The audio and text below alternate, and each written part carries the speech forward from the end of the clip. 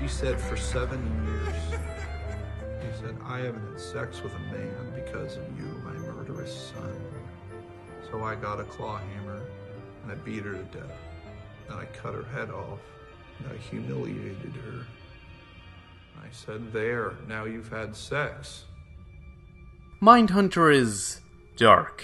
Based on true events, it follows fictionalized versions of real FBI agents interviewing violent criminals and serial killers in order to understand why they do the things they do. It's a nuanced narrative that explores themes of communication, empathy, and paranoia, and it starts this thematic deep dive with the first scene of the series. Every aspect of this 5-minute sequence is cleverly designed to set up the various ideas the show comments on. And in this episode of the Storyteller's Notebook, a series in which I analyze various storytelling techniques used by various creators in various mediums, I want to talk about how Mindhunter establishes its themes and ideas so quickly. And yes, spoilers ahead, as well as a potential content warning for disturbing imagery.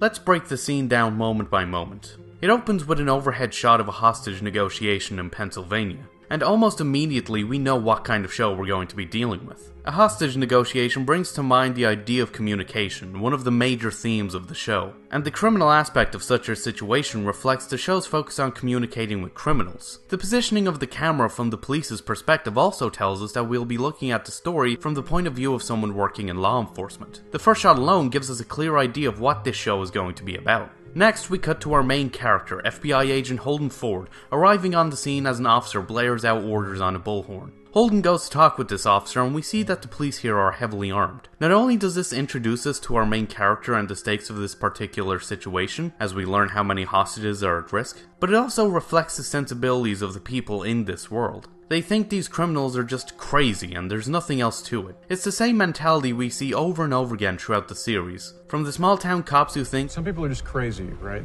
To the director of the FBI who thinks Holden's idea to research violent criminals is outrageous. The police's response to this situation reflects the status quo that acts as Holden's biggest obstacle throughout the show. This is emphasized when Miller, the man responsible for this hostage situation, walks out with a hostage held at gunpoint, and asks if his wife is here. The officer orders him to drop his gun. Miller brushes him off, thinking he can't be shot because no one can see him. This part shows that Miller is off. He comes across not as a madman, but as someone with problems. But the police continue their authoritative approach. They rely on procedure, just like the police in episode 10 who let a suspect go because he passed their polygraph. Or the attorney who ends up getting a manipulative psychopath in episode 6 a plea deal because he thinks people won't understand the convoluted nature of his case. This moment hints at the pitfalls of the legal system that continually screws over our main characters and their investigations. However, Holden tries a different approach. Without a bullhorn, he asks Miller what he wants, and Miller refuses to talk to him. But he does ask for them to get everyone away from the area, which they oblige to. Holden doesn't try to command the situation like the officer. He de-escalates it by making Miller feel heard, even explaining to the officer how the reporters might be making him feel.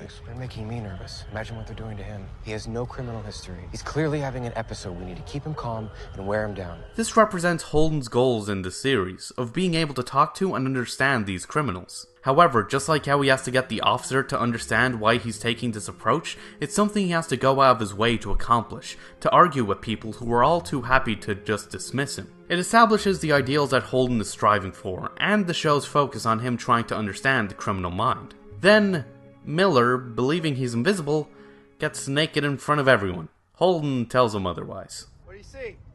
I can see that you're naked! I can see that you're cold! Miller's wife arrives and Holden and the officer go to talk to her. She tells Holden that Miller has been delusional for a while now. He was supposed to be taking pills to curb his mental issues but stopped, and she eventually threatened to leave him if he didn't get help. Holden gets the medications from her and sends her off, worried that seeing her might make Miller more violent. This gives us an explanation as to why Miller is acting out, being a man with mental problems who freaked at the idea of his wife leaving him, and reflects the way the series explains the psyches of the criminals it features. Though some may have already had problems beforehand, many had snapped due to their experiences, such as how it portrays Ed Kemper's murderous tendencies as being the result of years of constant verbal abuse from his mother. It shows us that there's more to these violent criminals than just them being crazy. Holden talks to Miller again, and Miller asks where his wife is. Holden tells him that she's very worried about Miller and offers to let Miller talk to her on the phone. Miller refuses, saying she needs to be here. Holden tells Miller that he understands, expressing how he too has had trouble talking with trusted loved ones. Here we see Holden openly trying to empathize with Miller. It's the same tactic Holden uses in his interviews, of telling his subjects about his own experiences so that they'll put their trust in him and open up. It serves to set up the other major theme of the series, empathy, or relating to and understanding others. However, just like in the series, this tactic falls apart. Miller says there's nothing Holden can do, and he kills himself. This reflects the way the series progresses. Holden's desire to understand violent criminals pushes him to try out more extreme and crude tactics to get what he wants. He manipulates his interviewees with rewards and mimics their body language and vocabulary to make them more relaxed. He helps out on local murders with firm presumptions about who's guilty. And while there's a conversation to be had about whether or not such tactics are ethical, the show puts more focus on the effect it has on Holden's character. He lies and gets people to lie for him when the Bureau inspects his work so he doesn't get in trouble. He slowly becomes more arrogant and narcissistic, dismissing people's concerns about him as easily as people had dismissed him earlier in the show. He becomes more anxious, worrying that his girlfriend is cheating on him and treating a school principal's inappropriate behavior as if he was one of the serial killers that Holden had interviewed. It builds from episode to episode until, after losing his girlfriend and risking his entire career, he meets with Ed Kemper again and has a panic attack after being hugged by him. Holden's story is ultimately a tragedy, one where his best skills and traits end up bringing about his own downfall, and turns him into a paranoid mess. Just like how this negotiation, while at first looking like it's going well with Holden's intervention, ends brutally. It cleverly foreshadows the path that the series walks down. Mindhunter's opening scene acts as a microcosm of the entire series. It puts its characters into a setting and situation that reflects the conflicts, ideas, and themes the series wants to explore, and even manages to hint at where it'll take them. And while the first episode of the show overall is a drag, it's interesting to see just how thematically dense its first scene is. It's a small thing, but it's something that shows how much a story can gain with a strong start. And yeah, those are my thoughts. Sorry about this being like a day or two late, as you might be able to tell I kinda got sick.